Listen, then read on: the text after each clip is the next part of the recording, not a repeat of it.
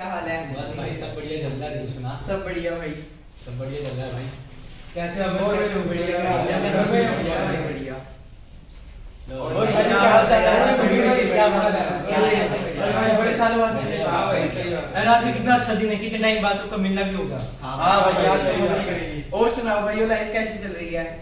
भाई ये लाइफ तो बहुत अच्छी चल रही है, लेकिन आजकल मुझे मेरे फ्यूचर की बहुत टेंशन रहती है। हां भाई अब जैसा कि हम सबकी स्टडीज तो पूरी हो ही गई है यार, अब मैं भी मतलब बिजनेस करने की सोच रहा हूं। मेरे फादर चाहते हैं कि मैं फैमिली बिजनेस ज्वाइन कर लूं, लेकिन मैं खुद का प्रोजेक्ट शुरू करना चाहता हूं। भाई तुम सब जानते ही हो कि जैसे जब भी हम कॉलेज में एक साथ काम करते थे तो हम हमेशा सक्सेसफुल रहे हैं, क्यों ना हम यहाँ भी अपनी किस्मत एक साथ आजमाएं। क्या पता हमारी किस्मत चमक जाए। हाँ भाई सही कह रहे हो। हां भाई यार हम सही के साथ में पार्टनरशिप अगर करनी है तो ये भी बता दे कौन कौन कितना कितना कैपिटल कंट्रीब्यूट करेगा। भाई मैं 30 लाख रुपए तक लगा दूंगा। मेरे फादर चाहते हैं कि मैं बिजनेस में इन्वेस्ट करूं, इसलिए मैं 35 लाख अरेंज कर लूंगा। भाई मैं 30 लाख तक कंट्रीब्यूट कर दूंगा आराम से। भाई तुम्हें पता ही है अभी मेरे फादर की तबीयत थोड़ी खराब है, तो मैं 30 लाख तक इन्वेस्ट कर दूंगा, लेकिन मैं बिजनेस को टाइम नहीं दे पाऊंगा। हाँ भाई ठीक है, तू एज अ स्लीपिंग पार्टनर काम कर सकता है। ठीक है स्लीपिंग पार्टनर क्या होता है? स्लीपिंग पार्टनर वो पार्टनर होता है जो कि मतलब कैपिटल तो पूरी लगाता है पर वो मतलब डे टू डे मैनेजमेंट में पार्ट नहीं ले पाता और उसकी लायबिलिटी अनलिमिटेड होती है। और भाई अब जब तुम इतना इतना पैसा लगा ही रहे हो यार, मैं भी 70 लाख तक लगा दूंगा। भाई तुम्हें मेरी फाइनेंशियल कंडीशन का तो पता ही है, तो इसलिए यार मैं बिजनेस में पैसा नहीं लगा पाऊंगा। चलो भाई अब जो भी है मतलब ना बिजनेस के अंदर कैपिटल के बाद सबसे ज्यादा जरूरी मैनेजमेंट होती है। पर अब जब मतलब हमें पता ही है यार, जैसे कि तेरी मैनेजमेंट बहुत बढ़िया है, मतलब हम जानते ही हैं तो क्यों ना हम रोहित को एज अ मैनेजर एक्सेप्ट कर लें। हाँ भाई सही है। तो भाइयों पार्टनरशिप पक्की? पक्की। अब भाई बिजनेस पक्का हो गया है, तो कुछ लिखा पड़ी हो जाए। अरे भाई दोस्ती ने कैसी बात कर दी, अब लिखा पड़ी की क्या जरूरत है? अपने और एक दूसरे में कोई फर्क है या नहीं? चलो भाई ये भी ठीक है। अब भाई अब हम सबने ये तो सोच लिया कि काम साथ में करना है, पर हम लोग करेंगे कहाँ? भाई मेरे फादर का गोडाउन है, अगर तुम कहो तो हम वहाँ पे बिजनेस स्टार्ट कर सकते हैं और तुम मुझे उसका रेंट दे देना। हाँ भाई ठीक है भाई मार्केट रेट पे हम तुझे रेंट दे देंगे। यस, आप लोगों ने देखा कि इन्होंने एक पार्टनरशिप को फॉर्म किया है, और वो भी ओरल एग्रीमेंट से। ओरल एग्रीमेंट के लिए हमें कोई लिखा पढ़ी की जरूरत नहीं होती, लेकिन उसकी कुछ टर्म्स एंड कंडीशंस होती हैं कि जो कि पार्टनरशिप एक्ट 1932 के एक्ट उनको फॉलो करनी पड़ती हैं। और जहां पर कॉन्फ्लिक्ट होता है तो ये कैसे एक दूसरे के ऊपर ब्लेम नहीं कर सकते।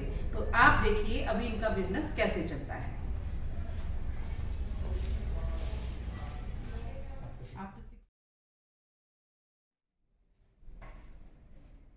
दोस्तों मेरी ना अभी अभी मैनेजर से बात हुई है, वो कह रहा है कि हमारे सारे फंड शॉर्ट हो चुके हैं। अनश्योर हो गए यार, वो कैसे? तुझे हमारे क्रेडिट पॉलिसी के बारे में तो पता ही है यार, हम जो हमारा माल बेचते हैं क्रेडिट पे बेचते हैं, जिसकी पेमेंट 1 साल बाद आएगी। और हमें अभी रॉ मटेरियल के लिए अर्जेंट पेमेंट की जरूरत है। क्यों ना भाई हम बैंक से लोन ले लेते हैं। भाई बैंक से लोन तो ले लें, पर हमारे पास कोई सिक्योरिटीज नहीं है बैंक के पास रखने के लिए, क्योंकि हमारा बिजनेस अभी नया नया है। यार जब इतनी प्रॉब्लम आई रही है तो मैं अपनी मतलब ना पर्सनल सेविंग करता हूँ। पर्सनल सेविंग को मैं तुम्हें एज अ लोन दे दूंगा, पर मुझे उसके ऊपर इंटरेस्ट चाहिए यार। हाँ भाई ठीक है। हाँ भाई मुझे मंजूर है। अगर हमें लोन हमारे पार्टनर से ही मिल जाए तो उससे छोड़ क्या हो सकता है। हाँ भाई हाँ, ठीक है। ठीक है।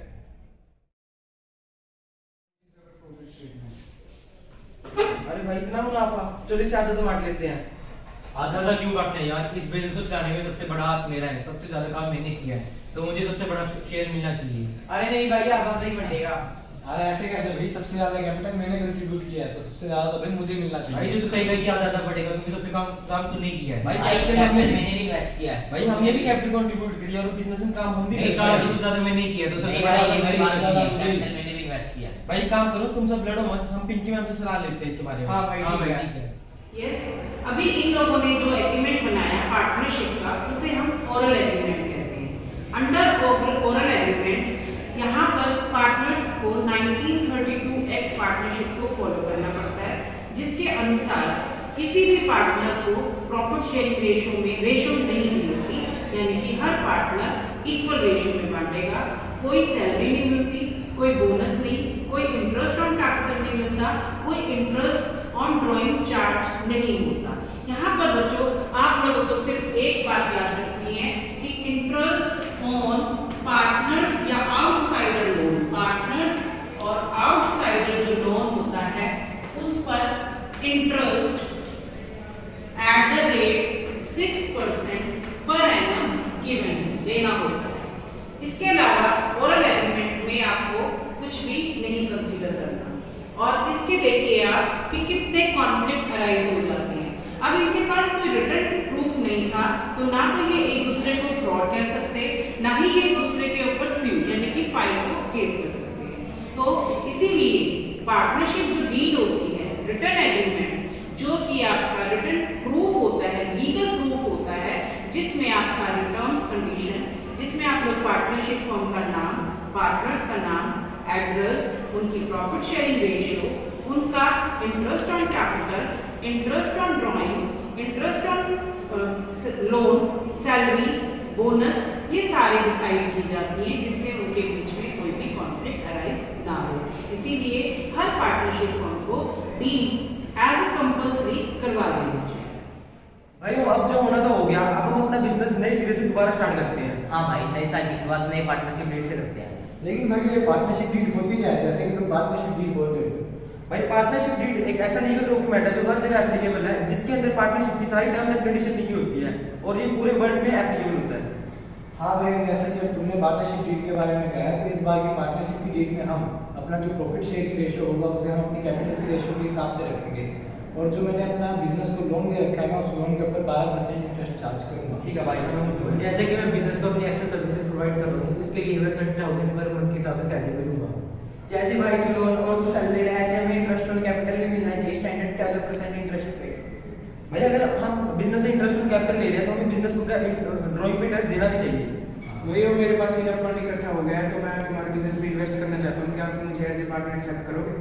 हाँ भाई, मतलब हम कर तो लेंगे पार्टनर एज एक्सेप्ट, मेरे को तो कोई दिक्कत नहीं है, पर मुझे अपने बाकी पार्टनर से भी पूछना पड़ेगा कि वो सब रेडी होंगे कि नहीं। अगर उनमें से किसी एक ने भी मना कर दिया तो तुझे एज ए मैनेजर दोबारा से काम करना होगा। हाँ तो भाई, ये सबका मंजूर है? हाँ भाई भाई, तो तू ऐसे पार्टनर काम कर सकता है।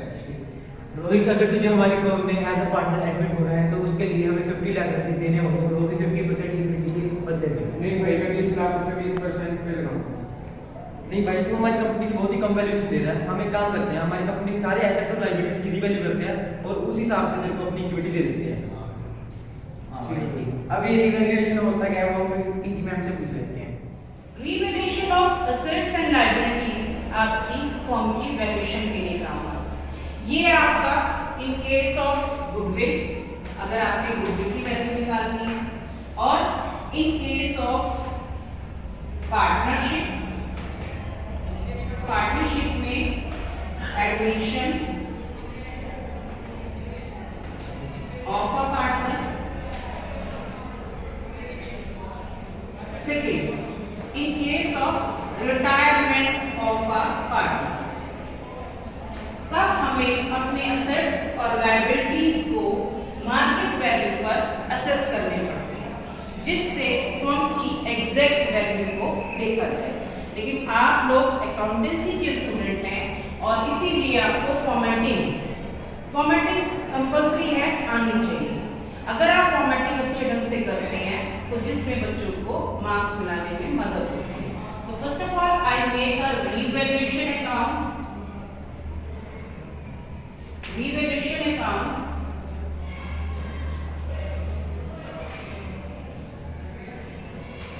क्योंकि कोविड के कारण बच्चों को लिखने की प्रैक्टिस बहुत कम होती है, लेकिन अगर हम बार बार उनको फरमाएंगे तो ये याद रहेगा।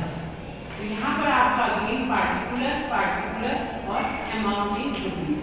This is side for debit and this side for credit. यहाँ पर ध्यान रखना है बच्चे कि हमें मॉडर्न और ट्रेडिशनल रूल्स को फॉलो करना होता है। आप हमेशा अगर नॉमिनल अकाउंट की तरह ट्रीट करते हैं, डेबिट और लॉसेस एंड एक्सपेंसेस, क्रेडिट और gains and income, we follow this rule in revaluation account. If the value of any assets increase, यानी कि value of any assets increase, जो कि हमारे लिए benefit होगी, come on the credit side. If the value of any liability decrease, यानी कि आपको इन फ्यूचर को liability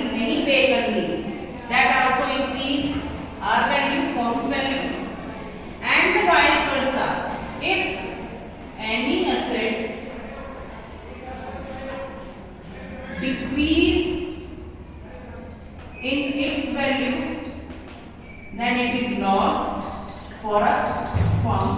And if the value of liability increase, that is also the loss for a firm. In this way, if there is any unrecorded asset जो कि हमने valuation में नहीं किया लेकिन हमारे पास उसकी वैल्यू आ गई है, for example you does not include a typewriter in your balance sheet, but उस टाइपराइटर के आपको 5000 रुपीस मिल रहे हैं तो वो आपके लिए फायदा होगा। इसी तरह से कोई आउटस्टैंडिंग लायबिलिटी है थी, कॉन्टिजेंट लायबिलिटी भी कह सकते हैं, नाउ यू हैव टू पे that liability that decrease the value of the firm. तो इस तरह से आप रिवैल्यूएशन बनाएंगे। इस रिवैल्यूएशन से आपकी असेट्स और लायबिलिटीज को एग्जैक्ट मार्केट वैल्यू पता लग जाएगी और on this basis you can assess the capital of the firm also. तो after that we have to make a capital account और कैपिटल के बेसिस पर आप न्यू पार्टनर से नई कैपिटल का ले भी सकते हैं और उससे मंगवाएंगे वैल्यूएशन आपका यहाँ से। कैसे हो? बढ़िया भाई, कैसा भाई पूछना तुम्हें पता ही है हमारी फर्म पूरी बुलंदियों पे है और उसका सारा मुनाफा हम सही बांट रहे हैं। तो मैं चाहता हूँ कि मैं अपने फैमिली बिजनेस पे ज़्यादा कैपिटल इन्वेस्ट करके अपने फादर के बिजनेस को ज़्यादा एक्सपेंड करूँ। तो मैं वीज़ा लेना चाहता हूँ तुम सबसे। नहीं भाई, तो ऐसा क्यों कर रहा है? तुझे तेरी कैपिटल के ऊपर इंटरेस्ट तो मिलेगा ही और तो तुझे प्रॉफिट भी अपना साथ में बढ़ ही रहा है। बढ़िया भाई मैं तरीके अपने फैमिली बिजनेस को बहुत एक्सपेंड करना चाहता हूँ तो उसके लिए मुझे कैपिटल की ज़्यादा ज़रूरत पड़ेगी। तो ठीक है भाई, अगर तुझे रिटायर होने का अपना डिसीजन बनाई है तो तू रिटायर हो जा, कोई बात नहीं। तेरे जितने करंट अकाउंट में जो भी बैलेंस होगा वो तुझे